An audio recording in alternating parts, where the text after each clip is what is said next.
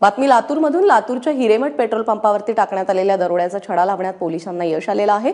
दरोडा टाकणाऱ्या तिघांना अटक करण्यात आली असून यातील एक बांधकाम व्यावसायिक असल्यामुळे पोलिसांच्याही भुवया उंचावल्यात. सोमवारी रात्री आरोपींनी गोळीबार करत हिरेमठ पेट्रोल पंपावरती दरोडा टाकला. शस्त्राचा धाक दाखवून दरोडेखोरांनी पंप मालक हिरेमठ यांच्या अंगावरील दागिने तसंच कॅश काउंटरची 1.5 लाखांची रोकड लुटून नेली होती. दरम्यान बांधकाम व्यावसायिकाला दरोडा टाकण्याची वेळ का आली याचं कोडं अद्याप उलगडलेलं नसून पोलीस त्या दृष्टीने तपास करतायत.